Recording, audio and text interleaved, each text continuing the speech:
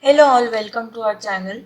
In the series of Constitution of India, as we are looking into the directive principles of state policy, our today's topic is implementation of directive principles of state policy. So as mentioned earlier in the previous videos, unlike the fundamental rights which are guaranteed by Constitution of India, the directive principles do not have a legal sanction and cannot be enforced in a court of law. However, the state is making every effort to implement the directive principles in as many sectors as possible.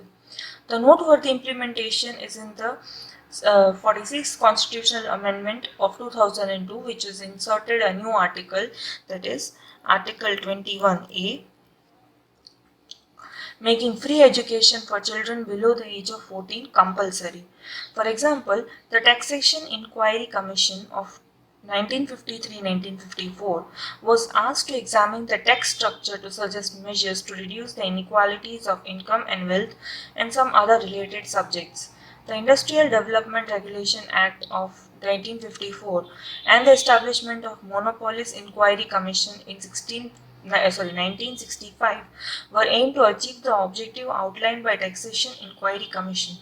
The Monopolies Commission made the probing inquiries into the cause and extent of concentration of economic power in private hands, the factors responsible for monopolist tendencies in the national economy and their social consequence. Similarly, in early years of 1950s, land reform legislation was enacted to abolish intermediaries and zamindari systems, and now land, both rural and urban, are subject to ceilings and the surplus land has gone to the weaker sections of the community. In compliance with such laws, many states have enacted separate state act to prevent the concentration of land holdings and fixed ceiling for an individual owner. A large number of laws have been enacted to implement the organization of village panchayat as a unit of self-government. For raising the standard of living, that is from Article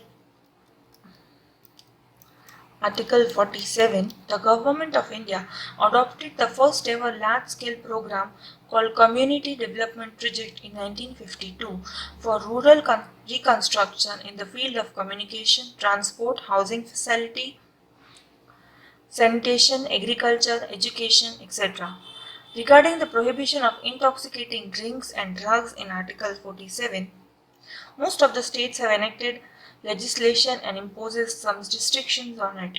Necessary legislations have been enacted to protect places and monuments of national importance.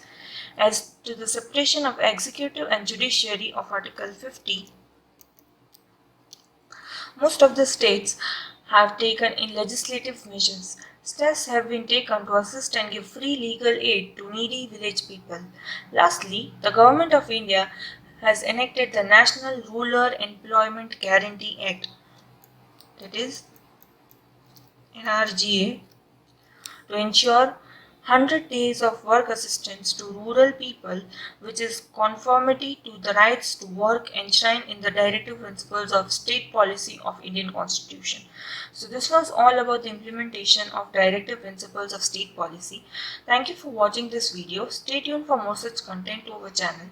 Also do like, share and subscribe our channel and press the bell button to get the latest video notifications to it. Thank you.